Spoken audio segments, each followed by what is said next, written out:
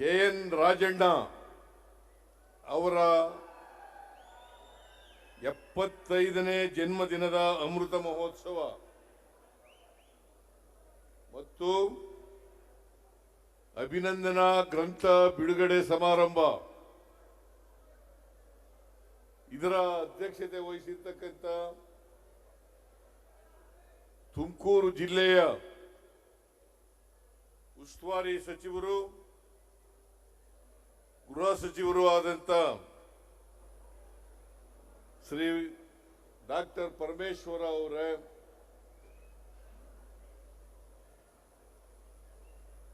ಸನ್ಮಾನಿತರಾದಂತ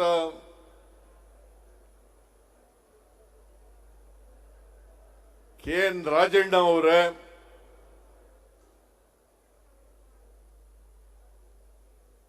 ಅವರ ಧರ್ಮಪತ್ನಿ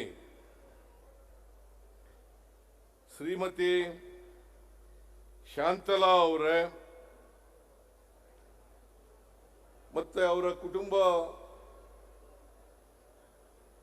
ವರ್ಗದ ಎಲ್ಲ ಸದಸ್ಯರುಗಳೇ, ಈ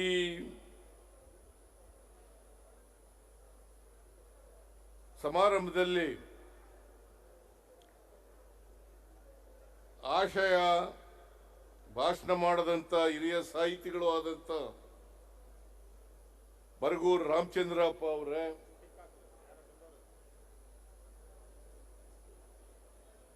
ನನ್ನ ಎಲ್ಲ ಸಹೋದ್ಯೋಗಿ ಮಿತ್ರರೇ, ಶಾಸಕ ಮಿತ್ರರೇ, ಮಾಜಿ ಶಾಸಕರುಗಳೇ, ಮಾಜಿ ಸಚಿವರುಗಳೇ,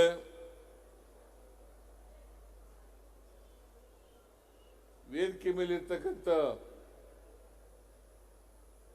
ಎಲ್ಲ ಕೆ.ಎನ್. ರಾಜಣ್ಣನವರ ಅಭಿಮಾನಿಗಳೇ, ಆಹ್ವಾನಿತ ಗಣ್ಯರೇ, ಇಲ್ಲಿ ಇಷ್ಟೊಂದು ದೊಡ್ಡ ಸಂಖ್ಯೆಯಲ್ಲಿ ಸೇರಿದ್ದಂತ ಎಲ್ಲ ಆತ್ಮೀಯ ಬಂಧುಗಳೇ, ತಾಯಂದಿರೇ, ಯುವಕ ಮಿತ್ರರೇ, ಮಾಧ್ಯಮದ ಎಲ್ಲ ಗೆಳೆಯರೇ, ನಾನು ಈ ಸಂದರ್ಭದಲ್ಲಿ ಸಹಕಾರ ಸಚಿವರಾದಂಥ ಕೆ.ಎನ್. ರಾಜಣ್ಣನವರು 74 ವರ್ಷಗಳನ್ನು ತುಂಬಿ 75ನೇ ವರ್ಷಕ್ಕೆ ಕಾಲಿಡ್ತಾ ಇದ್ದಾರೆ. ಸರಿ ಇಲ್ವಾ?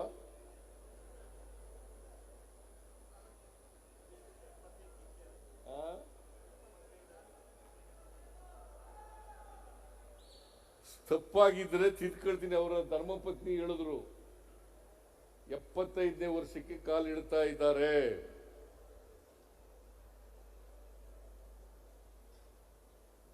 ಅವರಿಗೆ ಜನ್ಮದಿನದ ಶುಭಾಶಯಗಳನ್ನು ಕೋರ್ಲಿಕ್ಕೆ ಬಯಸ್ತಾ ಇದ್ದೇನೆ.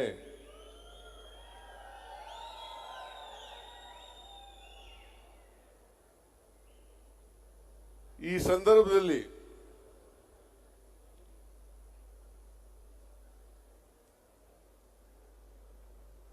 ಅವರು 100 ವರ್ಷಗಳಿಗೂ ಹೆಚ್ಚು ಕಾಲ ಬಾಳ್ಲಿ ಅಂತೇಳಿ ಹಾರೈಸ್ತೇನೆ.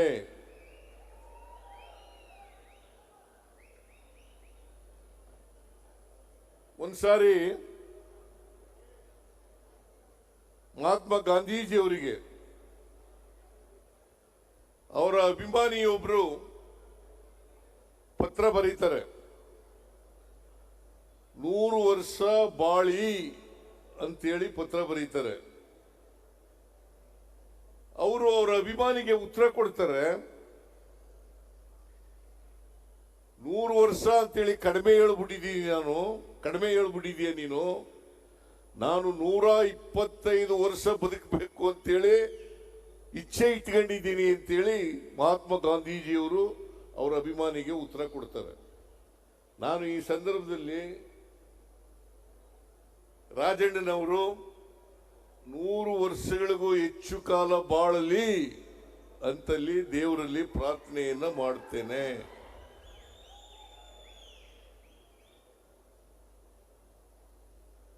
ಯಾಕಂದ್ರೆ ರಾಜಕೀಯದಲ್ಲಿ, ಸಹಕಾರಿ ಕ್ಷೇತ್ರದಲ್ಲಿ ಅನೇಕ ಜನ ಬರ್ತಾರೆ, ಹೋಗ್ತಾರೆ. ಇವರು ರಾಜಕೀಯ ಅಂದ್ರೆ ಜನಸೇವೆ, ಸಹಕಾರ ಕ್ಷೇತ್ರ ಅಂದ್ರೆ ಜನಸೇವೆ ಅಂತ ತಿಳ್ಕೊಂಡಿರ್ತಕ್ಕಂಥ ರಾಜಕಾರಣಿ. ಅದರಲ್ಲೂ ವಿಶೇಷವಾಗಿ ಈ ಸಮಾಜದಲ್ಲಿರ್ತಕ್ಕಂಥ ಬಡವರು, ಯಾವುದೇ ಜಾತಿಗೆ ಸೇರಿರ್ಬೋದು, ಯಾವುದೇ ಧರ್ಮಕ್ಕೆ ಸೇರಿರ್ಬೋದು, ಯಾವುದೇ ಭಾಷೆ ಮಾತನಾಡಬಹುದು, ಆ ಜನರ ಬಗ್ಗೆ ಕಾಳಜಿ ಇದೆಯಲ್ಲ, ಅದು ಬಹಳ ಮುಖ್ಯ. ಸಮಾಜದಲ್ಲಿರ್ತಕ್ಕಂಥ ಎಲ್ಲ ಬಡವರಿಗೂ ಕೂಡ ಸಹಾಯ ಮಾಡಬೇಕು, ಅವರ ಕಷ್ಟದಲ್ಲಿ ಭಾಗಿಯಾಗಬೇಕು, ಅವರನ್ನ ಸಹಾಯ ಮಾಡಿ ಆರ್ಥಿಕವಾಗಿ ಮೇಲಕ್ಕೆ ಎತ್ತಕ್ಕಂಥ ಪ್ರಯತ್ನವನ್ನು ಮಾಡಬೇಕು ಅಂತಕ್ಕಂಥ ಕಾಳಜಿ ಇದೆಯಲ್ಲ, ಅದು ಬಹಳ ದೊಡ್ಡ ಗುಣ ಅಂತಕ್ಕಂಥ ಮಾತುಗಳನ್ನು ಹೇಳಲಿಕ್ಕೆ ಬಯಸ್ತಾ ಇದ್ದೇನೆ. ಅದು ಎಲ್ಲ ರಾಜಕಾರಣಿಗಳಲ್ಲೂ ಕೂಡ, ಎಲ್ಲ ಸಹಕಾರಿಗಳಲ್ಲೂ ಕೂಡ ಅದು ಬರಬೇಕು. ಸಮಾಜದಲ್ಲಿ ಏರುಪೇರುಗಳಿದ್ದಾವೆ. ಬಡವರಿದ್ದಾರೆ, ಶ್ರೀಮಂತರಿದ್ದಾರೆ, ಮೇಲ್ಜಾತಿಯವರಿದ್ದಾರೆ, ಕೆಳಜಾತಿಯವರಿದ್ದಾರೆ.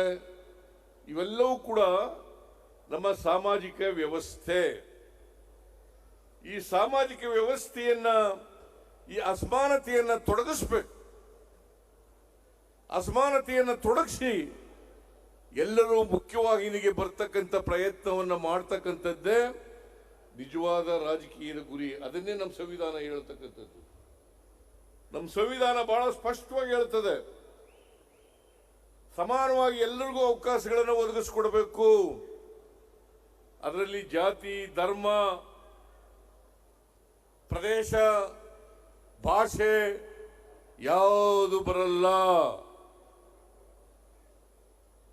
ಮನುಷ್ಯತ್ವ ಇರಬೇಕು. ಬಹಳ ಮುಖ್ಯವಾಗಿ ಪ್ರತಿಯೊಬ್ಬರಿಗೂ ಕೂಡ ಮನುಷ್ಯತ್ವ ಇರಬೇಕು. ಮನುಷ್ಯತ್ವ ಇದ್ದಾಗ ಮಾತ್ರ ನಾವು ಸಮಾಜವನ್ನು ಕಾಣಲಿಕ್ಕೆ ಸಾಧ್ಯ ಆಗ್ತದೆ. ಸಮಾಜದಲ್ಲಿ ಬದಲಾವಣೆಯನ್ನು ಕಾಣಲಿಕ್ಕೆ ಸಾಧ್ಯ ಆಗ್ತದೆ. ಈ ಬದಲಾವಣೆ ಆಗಬೇಕಾದ್ರೆ ನಾವು ಪ್ರತಿಯೊಬ್ಬರಿಗೂ ಕೂಡ ಆರ್ಥಿಕವಾಗಿ, ಸಾಮಾಜಿಕವಾಗಿ ಶಕ್ತಿಯನ್ನು ತುಂಬತಕ್ಕಂಥ ಪ್ರಯತ್ನವನ್ನು ಮಾಡಬೇಕು. ಬಾಬಾ ಸಾಹೇಬ್ ಅಂಬೇಡ್ಕರ್ ಅವರು ಒಮ್ಮೆ ಹೇಳ್ತಾರೆ, ಈ ದೇಶಕ್ಕೆ ಸ್ವಾತಂತ್ರ್ಯ ಬಂದದ್ದು ಸಾರ್ಥಕ ಆಗ್ಬೇಕಾದ್ರೆ ಪ್ರತಿಯೊಬ್ಬರಿಗೂ ಕೂಡ ಆರ್ಥಿಕ, ಸಾಮಾಜಿಕ ಸ್ವಾವಲಂಬನೆ ದೊರಕಿದಾಗ ಮಾತ್ರ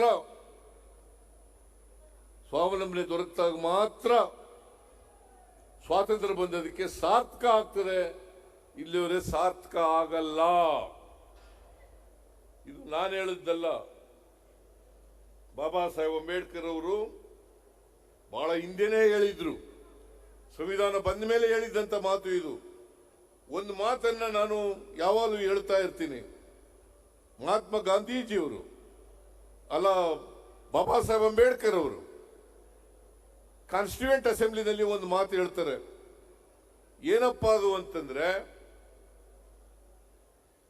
ನಾವು 1950 ಜನವರಿ 26ನೇ ತಾರೀಕಿನಿಂದ ವೈರುಧ್ಯತೆ ಇರ್ತಕ್ಕಂಥ ಸಮಾಜಕ್ಕೆ ಕಾಲಿಡ್ತಾ ಇದ್ದೀವಿ. ಸಂವಿಧಾನ ಅವತ್ತು ಜಾರಿಗೆ ಬರ್ತದೆ. ವೈರುಧ್ಯತೆ ಇದೆ ಈ ಸಮಾಜದಲ್ಲಿ. ಆರ್ಥಿಕ ಅಸಮಾನತೆ ಇದೆ, ಸಾಮಾಜಿಕ ಅಸಮಾನತೆ ಇದೆ, ರಾಜಕೀಯ ಅಸಮಾನತೆ ಇದೆ, ಶೈಕ್ಷಣಿಕ ಅಸಮಾನತೆ ಇದೆ. ಇಂಥ ಸಮಾಜಕ್ಕೆ ನಾವು ಕಾಲಿಡ್ತಾ ಇದ್ದೀವಿ. ಇವರಿಗೆ ಸಮಾನ ಅವಕಾಶವನ್ನ ಕೊಟ್ಟು ಸಮ ಸಮಾಜವನ್ನು ನಿರ್ಮಾಣ ಮಾಡದೆ ಹೋದ್ರೆ ಯಾವ ಪ್ರಜಾಪ್ರಭುತ್ವವನ್ನು ನಂಬ್ಕೊಂಡಿದ್ದೀವಿ ನಾವು, ಪ್ರಜಾಪ್ರಭುತ್ವದ ಸೌಧ ಇದೆಯಲ್ಲ ಅದನ್ನೇ ಧ್ವಂಸ ಮಾಡ್ತಾರೆ ಅಂತಕ್ಕಂಥ ಮಾತುಗಳನ್ನ 1949 ಜನವರಿ 25ನೇ ತಾರೀಕು ಹೇಳಿದಂತ ಮಾತುಗಳು.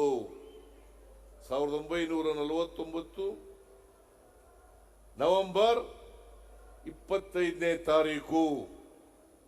ಅದಕ್ಕೆ ನಾನು ಎಲ್ಲ ಜನರು ಕೂಡ ಸಂವಿಧಾನವನ್ನು ಓದಬೇಕು, ಕಾನ್ಸ್ಟಿಟ್ಯೂಯೆನ್ಸಿ ಅಸೆಂಬ್ಲಿ ಡಿಬೇಟ್ಗಳನ್ನು ಓದಬೇಕು. ಅದು ಓದಿದ್ರೆ ಯಾರ್ಯಾರು ಕಾನ್ಸ್ಟಿಟ್ಯೂಯೆಂಟ್ ಅಸೆಂಬ್ಲಿ ಮೆಂಬರ್ಗಳು ಮಾತಾಡಿದ್ದಾರೆ, ಹೇಗೆ ಈ ಸಂವಿಧಾನ ರೂಪಿತ ಆಯಿತು, ಯಾವುದ್ರ ಮೇಲೆ ಚರ್ಚೆ ಆಗಿದೆ, ಯಾವುದ್ರ ಮೇಲೆ ಚರ್ಚೆ ಆಗಿಲ್ಲ ಅಂತಕ್ಕಂಥದ್ದು ತಿಳ್ಕೊಳ್ಳಿಕ್ಕೆ ಸಾಧ್ಯ ಆಗ್ತದೆ. ಆದ್ರಿಂದ ನಾನು ಯಾಕೆ ಈ ಮಾತನ್ನ ಪ್ರಸ್ತಾಪ ಮಾಡಿದೆ ಅಂತಂದ್ರೆ, ನಮ್ಮ ಪ್ರಜಾಪ್ರಭುತ್ವ ಉಳಿಬೇಕಾದ್ರೆ, ನಮಗೆ ಸ್ವಾತಂತ್ರ್ಯ ಸಿಕ್ಕಿದ ಅದು ಸಾರ್ಥಕ ಆಗ್ಬೇಕಾದ್ರೆ ನಾವು ಸಮ ಸಮಾಜವನ್ನು ನಿರ್ಮಾಣ ಮಾಡಲೇಬೇಕು.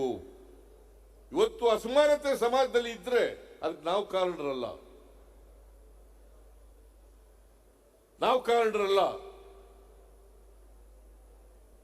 ಬಹುಸಂಖ್ಯಾತ ಜನರನ್ನ ಅಕ್ಷರ ಸಂಸ್ಕೃತಿಯಿಂದ ದೂರ ಇಟ್ಟದ್ದೇ ಕಾರಣ.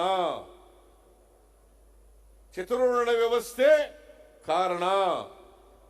ಇದನ್ನು ನಾವು ಅರ್ಥ ಮಾಡ್ಕೋಬೇಕಾಗ್ತದೆ. ಈ ಚತುರ್ವರ್ಣ ವ್ಯವಸ್ಥೆಯಿಂದ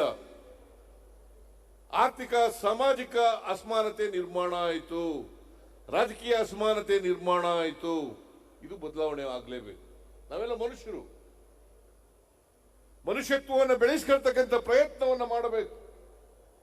ಮನುಷ್ಯತ್ವ ಬೆಳೆಸದೆ ಹೋದ್ರೆ ದ್ವೇಷದಿಂದ ಯಾವ ಕಾರಣಕ್ಕೂ ಕೂಡ ಸಮಾನತೆಯ ಸಮಾಜವನ್ನ ನಿರ್ಮಾಣ ಮಾಡಲಿಕ್ಕೆ ಸಾಧ್ಯ ಇಲ್ಲ. ಅದನ್ನ ರಾಜಣ್ಣವರು ಬರ್ರೇ ಈ ಕಡೆಗೆ,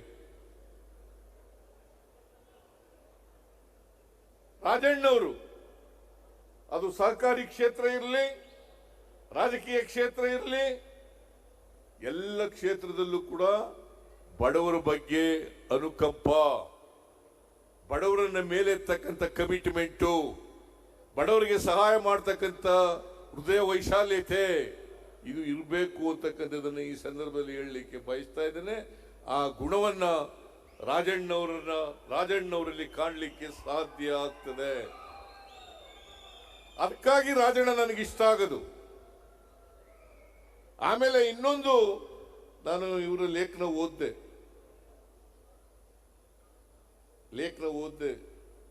ನೀವಿಬ್ರು ಒಂದೇ ಕಾಲೇಜಿನಲ್ಲಿ ಓದಿದ್ರಂತೆ, ಗಂಗನ್ಮಯ ಒಂದೇ ಕಾಲೇಜಿನಲ್ಲಿ ಓದಿದ್ದು. ಇವರು ಲೇಖನದಲ್ಲಿ ಒಂದು ಬರೀತಾರೆ, ಏನಪ್ಪಾ ಅಂತಂದ್ರೆ ಯಾರು ಸ್ನೇಹಿತರು ಇರ್ತಾರೆ ಆ ಸ್ನೇಹಿತರಿಗೋಸ್ಕರ ಪ್ರಾಣವನ್ನ ಕೊಡ್ತಕ್ಕಂಥ ಪ್ರಯತ್ನವನ್ನ ಮಾಡ್ತಾರೆ ಅಂತ ಮಾತುಗಳನ್ನು ಹೇಳಿದ್ದಾರೆ. ಅದು ಒಳ್ಳೆ ಗುಣ. ಯಾವನೇ ಸ್ನೇಹಿತ ಆಗಲಿ, ಈಗ ಅವರು ST ಜನಾಂಗಕ್ಕೆ ಸೇರಿದವರು, ಇವರು SC ಜನಾಂಗಕ್ಕೆ ಸೇರಿದವರು. ಜಾತಿ ಮುಖ್ಯ ಅಲ್ಲ, ಸ್ನೇಹ ಮುಖ್ಯ, ಮನುಷ್ಯ ಸಂಬಂಧಗಳು ಮುಖ್ಯ. ಅಂತ ಸಂಬಂಧವನ್ನ ಏರ್ಪಾಡು ಮಾಡಿ ಸ್ನೇಹ ಇದೆಯಲ್ಲ, ಆ ಸ್ನೇಹದ ಬಂಧನ ಇದೆಯಲ್ಲ, ಅದು ಬಹಳ ಮುಖ್ಯ ಆಗ್ತದೆ. ಆ ಸ್ನೇಹದ ಬಂಧನದಿಂದ ಅವ್ರು ಯಾರೇ ಸ್ನೇಹ ಇಲ್ಲ, ಇದು ಒಂದು ಉದಾಹರಣೆ ಅಷ್ಟೇನೆ. ಗಂಗನ್ಮಯ್ಯನವ್ರದ್ದು ಒಂದು ಉದಾಹರಣೆ. ಬೇರೆ ನಂಬದಂತ ಸ್ನೇಹ ಮಾಡದಂತ ಸ್ನೇಹಿತರನ್ನ ಅವ್ರಿಗೆ ಎಲ್ಲ ಔಟ್ ಆಫ್ ದಿ ವೇ ಹೋಗಿ ಸಹಾಯ ಮಾಡೋದಿದೆಯಲ್ಲ, ಅವರನ್ನ ಮುಂದುವರಿಸ್ತಕ್ಕಂಥ ಪ್ರಯತ್ನ ಮಾಡ್ತಕ್ಕಂಥದ್ದು ಇದೆಯಲ್ಲ, ಅದು ಬಹಳ ಒಳ್ಳೆಯ ಗುಣ ಅಂತಕ್ಕಂಥ ಮಾತುಗಳನ್ನು ಹೇಳಲಿಕ್ಕೆ ಬಯಸ್ತಾ ಇದ್ದೇನೆ. ನಾನು ಯಾಕಂತಂದ್ರೆ ಒಂದ್ಸಾರಿ ಮಧುಗಿರಿಗೆ ಹೋಗಿದ್ದೆ. ನಾನು ಮಧುಗಿರಿಗೆ ಹೋಗಿದ್ದೆ, ಒಂದು ಫಂಕ್ಷನ್, ಅನ್ನಭಾಗ್ಯ ಕಾರ್ಯಕ್ರಮ ಎಲ್ಲ ಕೊಟ್ಟಿದ್ದು ನಾವು. ಅಷ್ಟೊತ್ತಿಗಾಲೇ ಅನ್ನಭಾಗ್ಯ, ಈ ಅನ್ನಭಾಗ್ಯ ಅಂತ ಬರಬೇಕಾದ್ರೆ ರಾಮಚಂದ್ರಪ್ಪನವ್ರ ಕಾರಣ. ನಾನು ಕೇಳಿದೆ, ನಾವು ಬಡವರಿಗೆ ಅಕ್ಕಿ ಕೊಡಬೇಕು, ಅದಕ್ಕೆ ಏನು ಹೆಸರಿಡಬೇಕು ಅಂತ ಕೇಳಿದಾಗ ನಾನು BL ಶಂಕರ್ಗೂ ಕೇಳಿದೆ, ಇವ್ರಿಗೂ ಕೇಳಿದೆ. ಇವರು ಅನ್ನಭಾಗ್ಯ ಅಂತ ಹೆಸರಿಡಿ ಅಂತ ಹೇಳಿದವರು ಬರಗೂರು ರಾಮಚಂದ್ರಪ್ಪನವರು. ನಾನು BL ಶಂಕರ್ಗೂ ಕೇಳಿದ್ದೆ, ನಾನು ಯಾಕೆ ಅನ್ನಭಾಗ್ಯ ಕಾರ್ಯಕ್ರಮವನ್ನ ಜಾರಿಗೆ ತಗೊಬಂದೆ ಅಂತಂದ್ರೆ, ನಮ್ಮ ಊರಿನಲ್ಲಿ, ನಮ್ಮ ಮನೆಯಲ್ಲಿ ನಮಗೆ ಒಂದು, ಆ ಕಾಲದಲ್ಲಿ ನಾನು ಸಣ್ಣ ಹುಡುಗನಾಗಿದ್ದಾಗ 6 ಎಕರೆ ತರಿ ಜಮೀನಿತ್ತು, ನೀರಾವರಿ ಜಮೀನು. ಕುಸ್ಕಿ ಜಮೀನು ಒಂದು 25-30 ಎಕರೆ ಇತ್ತು. ಆಗ ನಮ್ಮೂರಿನಲ್ಲಿ ಒಂದು 10%ಗೆ ತರಿ ಜಮೀನು ಇದ್ದದ್ದು, 10% ಜನರಿಗೆ. ಇನ್ನು ಉಳಿದವರಿಗೆಲ್ಲ ಕುಸ್ಕಿ ಜಮೀನು. ಈ ಕುಸ್ಕಿ ಜಮೀನಿದ್ದಂತ ಜನ ಬಂದು ಅವ್ರ ಮನೆಯಲ್ಲಿ ಮಕ್ಕಳಿಗೆ, ಸಣ್ಣ ಮಕ್ಕಳಿಗೆ ಬೇದಿ ಆದ್ರೆ, ಜ್ವರ ಬಂದ್ರೆ, ನೆಗಡಿ ಆದ್ರೆ ನಮ್ಮ ಮನೆ ಹತ್ರ ಬರೋರು. ಒಂದು ಮಿಸ್ ಅನ್ನ ಕೊಡಿ ತಾಯಿ, ನಮ್ಮ ಮಗುಗೆ ಜ್ವರ ಬಂದಿದೆ, ನಮ್ಮ ಮಗುಗೆ ಬೇದಿ ಆಗ್ಬಿಟ್ಟಿದೆ ಅಂತ ಕೇಳ್ತಿದ್ರು ನಮ್ಮ ಅವ್ವನಿಗೆ. ನಮ್ಮ ಅವ್ವ ಗೊಣೆಕಂದು ಕೊಡೋಳು ಒಂದು ಮಿಸ್ ಅನ್ನ. ನಾನು ಅದನ್ನು ಕಣ್ಣಾರೆ ನೋಡಿದ್ದೆ. ಇದು ಯಾರಿಗೂ ಬರಬಾರ್ದು, ಎಲ್ಲರ ಮನೆಯಲ್ಲೂ ಕೂಡ. ಯಾಕಂದ್ರೆ ನಾವು ಅವತ್ತು, ಐ ಡೋಂಟ್ ನೋ, ರಾಜಣ್ಣನಿಗೆ ಅನುಭವ ಇದೆಯೇನೋ ಗೊತ್ತಿಲ್ಲ, ಪರಮೇಶ್ವರ್ಗೆ ಅನುಭವ ಇದೆಯೋ ಗೊತ್ತಿಲ್ಲ, ಬರಗೂರು ರಾಮಚಂದ್ರಪ್ಪನಿಗೆ ಅನುಭವ ಇದೆಯೋ ಗೊತ್ತಿಲ್ಲ. ನಾವೆಲ್ಲ ಅನ್ನ ಉಣ್ತಿದ್ದದು ನೆಂಟರುಗಳು ಬಂದ್ರೆ ಹಬ್ಬದ ದಿನಗಳಲ್ಲಿ ಮಾತ್ರ. ನೆಂಟರುಗಳು ಬಂದ್ರೆ ಹಬ್ಬದ ದಿನಗಳು ಮಾತ್ರ. ಆಗ ನೆಂಟರುಗಳು ಬಂದ್ರೆ ಕೋಳಿ ಕುಯ್ಯರು. ಆ ಕಾಲದಲ್ಲಿ ಕೋಳಿ ಮಾಂಸ ತಿನ್ನೋದೇ ಒಂದು ದೊಡ್ಡ ಖುಷಿ ನಮಗೆ. ಅದು ಮಾಡೋರು, ಅನ್ನ ಮಾಡೋರು. ನೆಂಟರುಗಳು ಬಂದ್ರೆ ಹಬ್ಬದ ದಿನಗಳಲ್ಲಿ ಮಾಡೋರು. ಇಲ್ಲದೆ ಹೋದ್ರೆ ರಾಗಿ ಮುದ್ದೆ, ಜೋಳದ ಮುದ್ದೆ ತಿನ್ಬೇಕಾಗಿತ್ತು. ಇದು ನಮ್ಮ ಪರಿಸ್ಥಿತಿ ಇದ್ದದ್ದು. ನಾವು ಗದ್ದೆಗಳು ಇಟ್ಕೊಂಡಿದ್ರು ಕೂಡ, ನೀರಾವರಿ ಜಮೀನು ಇದ್ರೂ ಕೂಡ 6 ಎಕರೆ, ನಮ್ಮ ಮನೆಯಲ್ಲಿ ಯಾವಾಗಲೂ ಕೂಡ ನೆಂಟರು ಬಂದ್ರೆ ಹಬ್ಬದ ದಿನಗಳಲ್ಲಿ ಮಾತ್ರ ಅನ್ನ ಮಾಡ್ತಿದ್ರು. ಇದನ್ನು ಕಣ್ಣಾರೆ ಕಂಡಿದ್ದೆ. ಅದಕ್ಕೋಸ್ಕರ ಎಲ್ಲ ಮನೆಗಳಲ್ಲೂ ಅನ್ನ ಉಣ್ಬೇಕು. ಯಾರು ಕೂಡ ಅನ್ನ ಉಣ್ಣದೇನೆ ಇರಬಾರದು, ಎಲ್ಲರ ಮನೆಯಲ್ಲೂ ಅನ್ನ ಮಾಡಬೇಕು ಅಂತೇಳಿ ಅನ್ನಭಾಗ್ಯ ಕಾರ್ಯಕ್ರಮವನ್ನ ಜಾರಿಗೆ ತಗೊಂಡದ್ದು. ಗೊತ್ತಾಯ್ತು ನಿಮ್ಗೆ? ರಾಜಣ್ಣನಿಗೆ ಈ ಕಾರ್ಯಕ್ರಮ ನೋಡಿ ಬಹಳ ಪ್ರೀತಿ. ಈ ಕಾರ್ಯಕ್ರಮದ ಮೇಲೆ ಯಾಕೆ ಗೊತ್ತಾ? ಬಡವರು ಅನ್ನ ಉಣ್ತಾರಲ್ಲ,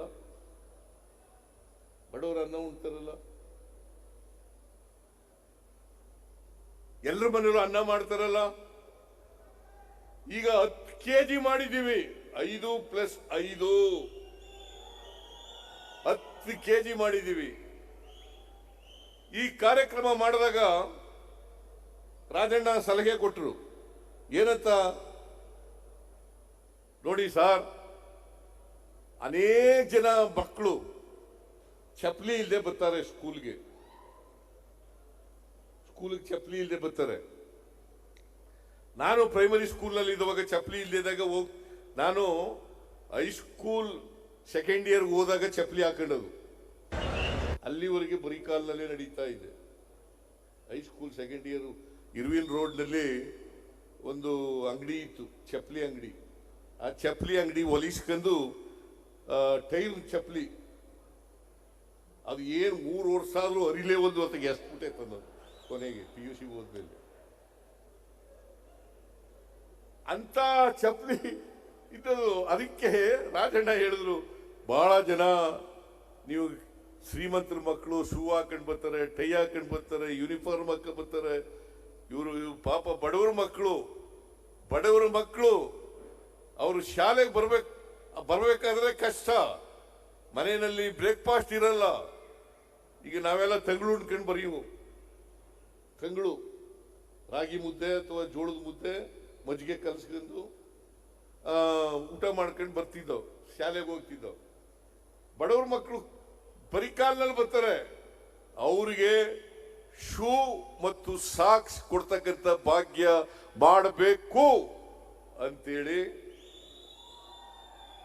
ಸಲಹೆ ಕೊಟ್ಟವರು ರಾಜಣ್ಣ. ನಾನು ನೆಕ್ಸ್ಟ್ ಇಯರ್ ಬಜೆಟ್ ಮಂಡಿಸುವಾಗ ಅದನ್ನ ಘೋಷಣೆ ಮಾಡಿದೆ.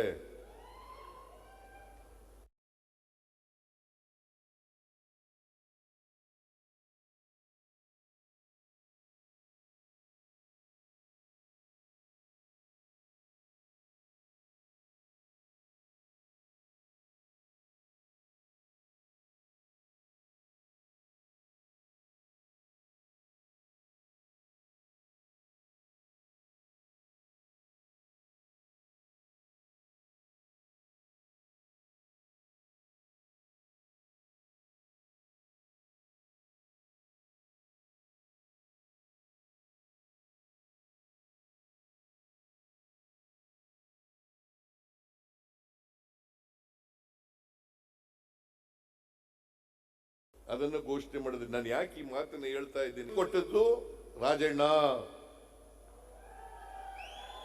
ಇಲ್ಲವರೆ ಸಾಲ ಮನ್ನಾ ಮಾಡಕ್ ಕಷ್ಟ ಆಯ್ತಿತ್ತು. ಈಗಲೂ ಕ್ಯಾಬಿನೆಟ್ ನಲ್ಲಿ ಕುಮಾರಸ್ವಾಮಿ ಸಾಲ ಮಾಡ್ಬಿಟ್ಟು ಬಿಟ್ಬಿಟ್ಟು ಹೋಗಿದ್ನಲ್ಲ, ಅದು ಇನ್ನೂ ಬಾಕಿ ಇದೆ, ಅದನ್ನು ಕೊಡಬೇಕು ಅಂತ ಹೇಳಿ. ಯಾಕಂತಂದ್ರೆ ಇದು ರಾಜಣ್ಣನಿಗೆ ಹೆಸರು ಬರಲ್ಲ, ಬರದೇ ಹೋದ್ರೂ ಕೂಡ ಕೊಡೋಣ ರಾಜಣ್ಣ. ಯಾಕಂತಂದ್ರೆ ರೈತರು ಸಂಬಂಧಪಟ್ಟಂತ ಕಾರ್ಯಕ್ರಮ ಇದು. ಕುಮಾರಸ್ವಾಮಿ ಹೆಸರು ತಗೊಂಡ್ರು, ಸಾಲ ಮನ್ನಾ ಮಾಡ್ತೀನಿ 1 ಲಕ್ಷದವರೆಗೆ ಸಾಲ ಮಾಡ್ತೀನಿ ಅಂತ ಹೆಸರು ತಗೊಂಡ್ರು. ಆದರೂ ನಾವು ಉಳಿಕೆ ಹಣ 500 ಚಿಲ್ಲರೆ ಕೋಟಿ ಅಲ್ಲ, 300 ಚಿಲ್ಲರೆ ಕೋಟಿ, 300 ಚಿಲ್ಲರೆ ಕೋಟಿಯನ್ನ ಮುಂದಿನ ದಿನಗಳಲ್ಲಿ ಅದನ್ನು ಚುತ್ತ ಮಾಡ್ತೀವಿ.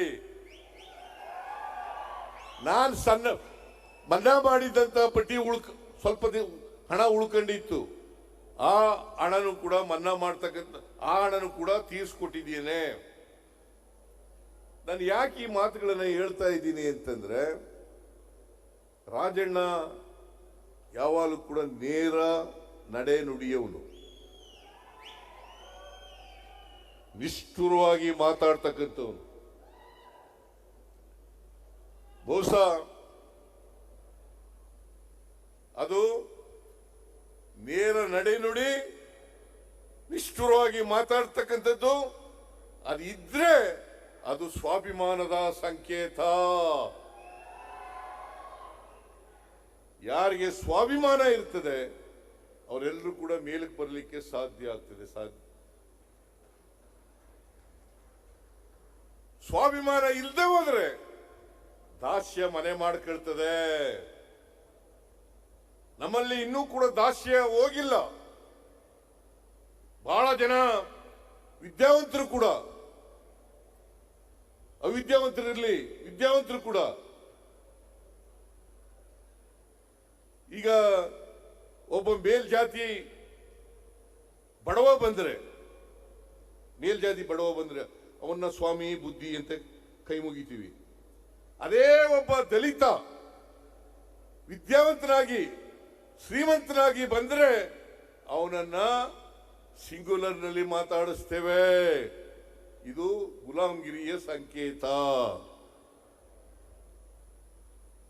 ಒಬ್ಬ ಮೇಲ್ಜಾತಿಯ ಬಡವ ಬಂದ್ರೆ ಅವನಿಗೆ ಸ್ವಾಮಿ ಬುದ್ಧಿ ಅಂತೀವಿ, ಅವನನ್ನ ಮೇಲ್ಗಡೆ ಕುಳ್ಳಿಸ್ತೀವಿ.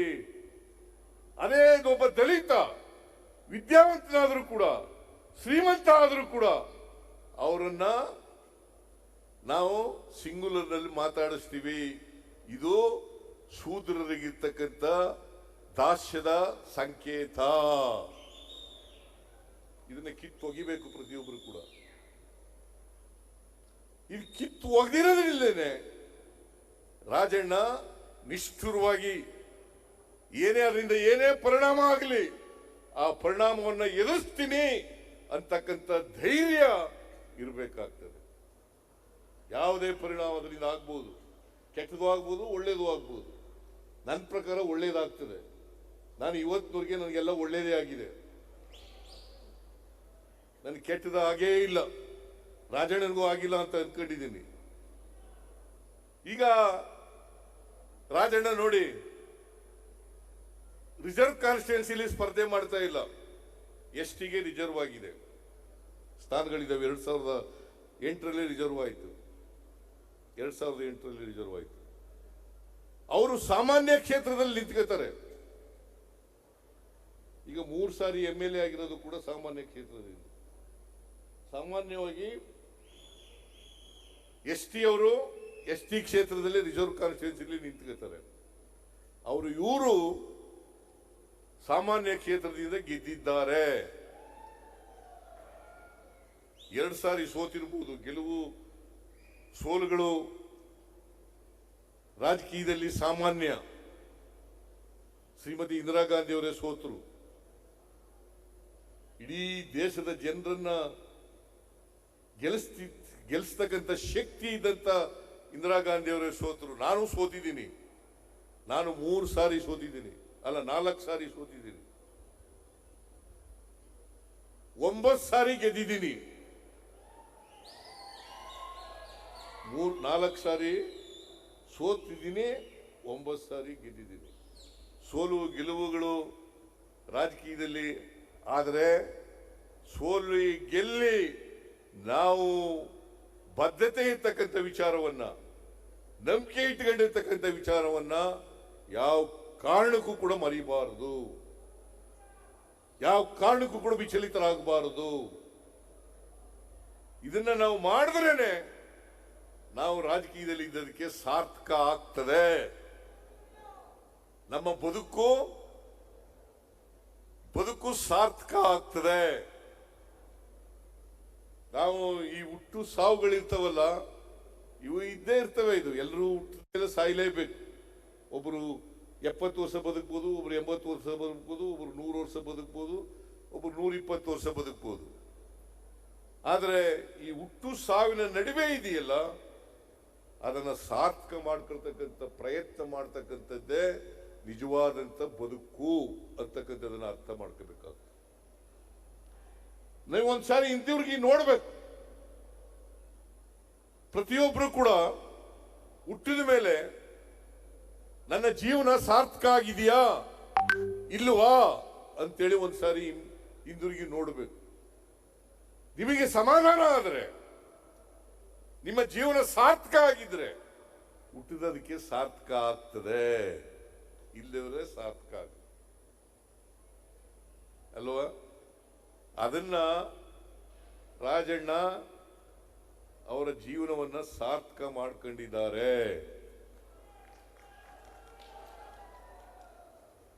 ರಾಜಣ್ಣ ಅವರ ಜೀವನ ಸಾರ್ಥಕ ಮಾಡ್ಕೊಂಡಿದ್ದಾರೆ.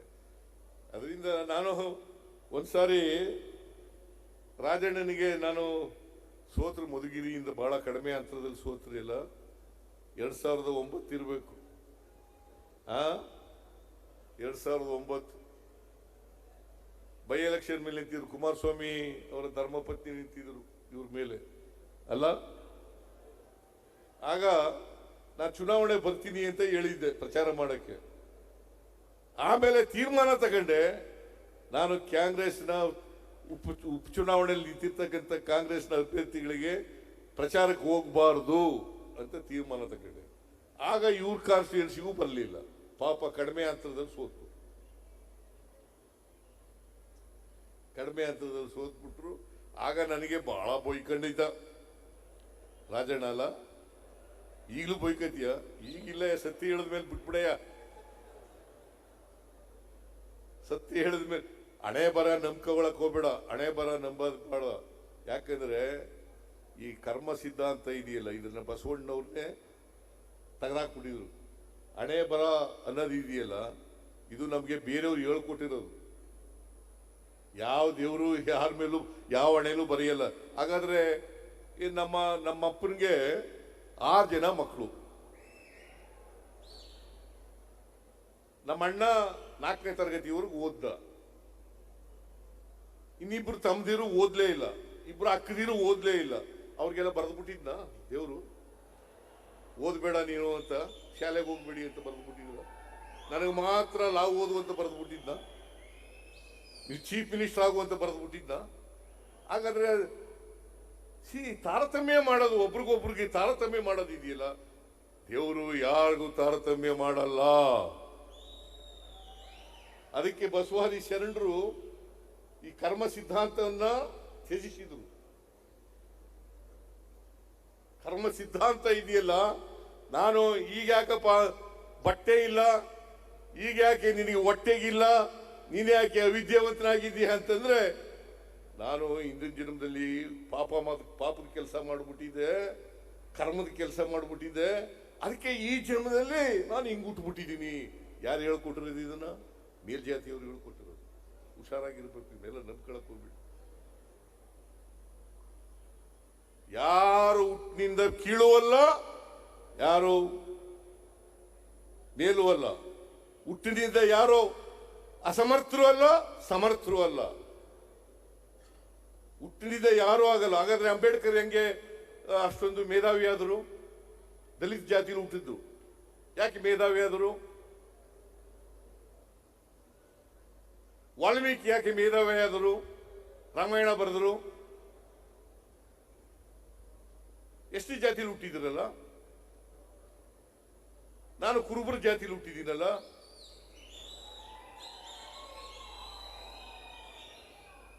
ಅದರಿಂದ ಹುಟ್ಟಿನಿಂದ ಯಾರು ದಡ್ರು ಅಲ್ಲ, ಯಾರು ಮೇಧಾವಿಗಳು ಅಲ್ಲ. ಅದು ನಿಮಗೆ ಅವಕಾಶ ಸಿಕ್ಕಬೇಕಷ್ಟೇ. ಅವಕಾಶ ಸಿಕ್ಕಿದ್ರೆ, ಈಗ ರಾಜಣ್ಣನಿಗೆ ಸಹಕಾರಿಯಾಗತಕ್ಕಂಥ ಅವಕಾಶ ಸಿಕ್ಕ, ಬಹಳ ಜನ ಸಹಕಾರಿಗಳಾಗೋದು ಅಪರೂಪ. ದಲಿತ ಜನಾಂಗದಲ್ಲಿ ಹುಟ್ಟಿ ಒಬ್ಬ ಸಮರ್ಥ ಸಹಕಾರಿಯಾಗೋದಿದೆಯಲ್ಲ, it is not so easy.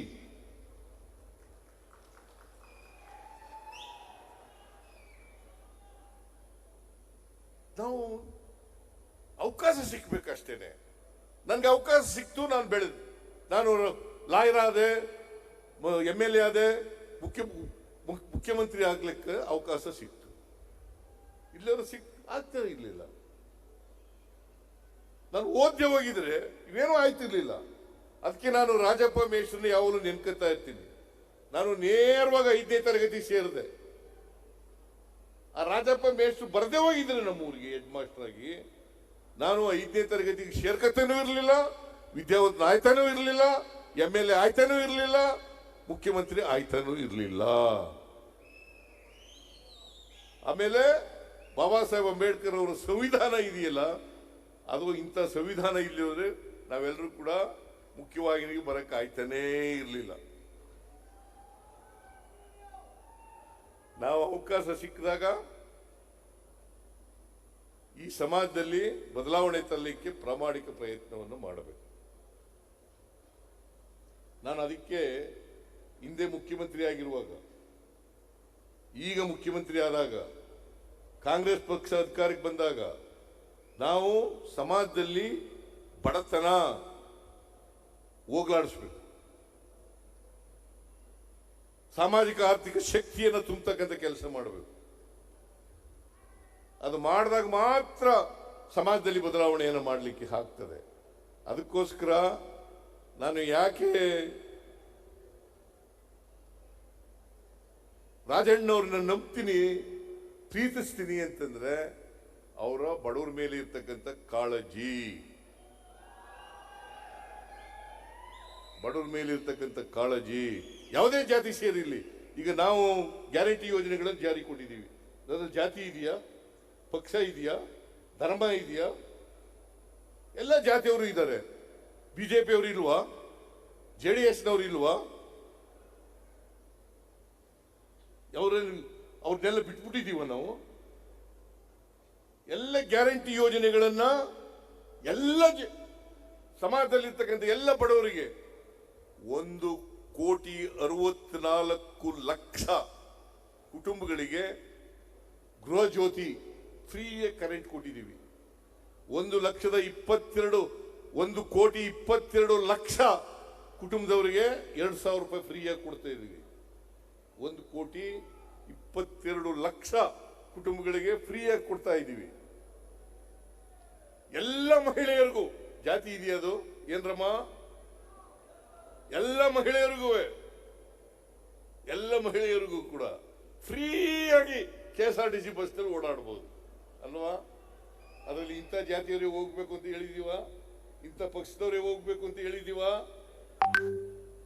ಬಡವರು ಯಾವುದೇ ಜಾತಿ. ನಾನು ಬರಗೂರು ರಾಮಚಂದ್ರಪ್ಪನವರ ಇದು ಒಂದು ರಿವ್ಯೂ ಇದನ್ನ ಎಂಥದ್ದು ನಿಮ್ಮ ಲೇಖನದಲ್ಲಿ ಓದ್ದೆ ನಾನು. ರಾಜಣ್ಣವರು ಉತ್ತರ ಕೊಟ್ಟವ್ರೆ. ಏನಂತ ಅಂತಂದ್ರೆ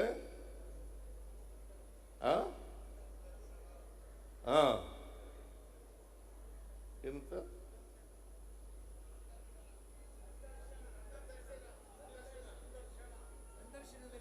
ಸಂದರ್ಶನದಲ್ಲಿ ಓದ್ದೆ. ಸಂದರ್ಶನ ಮಾಡಿದ್ದಾರೆ ಅವರು, ಲೇಖನೂ ಬರೆದು ಸಂದರ್ಶನೂ ಮಾಡಿದ್ದಾರೆ.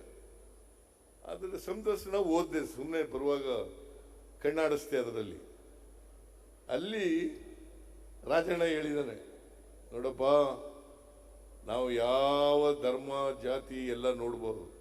ಆಮೇಲೆ ಇವತ್ತಿಗೂ ಕೂಡ ಶಾಲೆಗೆ ಫೀಸ್ ಇಲ್ಲ. ಒಂದು ಘಟನೆ ಅವ್ರ ಮೇಲೆ ದೊಡ್ಡ ಪರಿಣಾಮ ಬೀರ್ಬಿಟ್ಟದೆ. ಯಾರೇ ಬರಲಿ, ಯಾವ ಜಾತಿಯವರ ಬರಲಿ, ಯಾವ ಧರ್ಮದವರ ಬರಲಿ, ನಮ್ಗೆ ಆಗದೇ ಇರೋರು ಬರಲಿ, ಗೊತ್ತಿರೋರು ಬರಲಿ, ಗೊತ್ತಿಲ್ಲದವ್ರು ಬರಲಿ, ಅವ್ರಿಗೆಲ್ರಿಗೂ ಕೂಡ ಇವತ್ತು ಫೀಸ್ ಕೊಡ್ತೀನಿ ನಾನು ಅಂತ ಬರೆದಿದ್ದಾರೆ. ನಿಮ್ಮ ಸಂದರ್ಶನದಲ್ಲಿ ಅದನ್ನು ಹೇಳಿದ್ದಾರೆ ರಾಜಣ್ಣವರು. ಅದು ಇರಬೇಕು, ಆ ಗುಣ ಪ್ರತಿಯೊಬ್ಬರಿಗೂ ಕೂಡ ಬರಬೇಕು. ಕಷ್ಟದಲ್ಲಿರೋರಿಗೆ ಸಹಾಯ ಮಾಡ್ತಕ್ಕಂಥ, ಸಹಾಯ ಮಾಡದೇವರು ಓಲಿ ದ್ವೇಷಿಸಬಾರ್ದು. ಯಾವ ಕಾರಣಕ್ಕೂ ಇನ್ನೊಬ್ಬರನ್ನ ದ್ವೇಷಿಸಬಾರ್ದು. ಅದನ್ನು ಮಾಡ್ತಕ್ಕಂಥ ಕೆಲಸ ಮಾಡಬೇಕು. ರಾಜಣ್ಣವರು ಈ 74 ವರ್ಷಗಳು ಮಾಡ್ಕೊ ಬಂದಿದ್ದಾರೆ. ಮುಂದೇನೂ ಕೂಡ ಮಾಡಲಿ ಅಂತೇಳಿ ಈ ಸಂದರ್ಭದಲ್ಲಿ ಹಾರೈಸಿ, ಅದಕ್ಕೋಸ್ಕರ ಹೆಚ್ಚು ಅವ್ರ ಕುಟುಂಬ ವರ್ಗದವರಿಗೆ ಅವರಿಗೆ ಹೆಚ್ಚು ಆಯುಷು ಆರೋಗ್ಯಗಳನ್ನು ಕೊಡಲಿ ಅಂತೇಳಿ ನಾನು ಪ್ರಾರ್ಥನೆ ಮಾಡಿ ನನ್ನ ಮಾತುಗಳನ್ನು ಮುಗಿಸ್ತೇನೆ. ಮತ್ತೊಮ್ಮೆ ರಾಜಣ್ಣವರಿಗೆ ನಾನು ಹುಟ್ಟುಹಬ್ಬದ ಶುಭಾಶಯಗಳನ್ನು ಕೋರಿ, ಜೈ ಹಿಂದ್, ಜೈ ಕರ್ನಾಟಕ.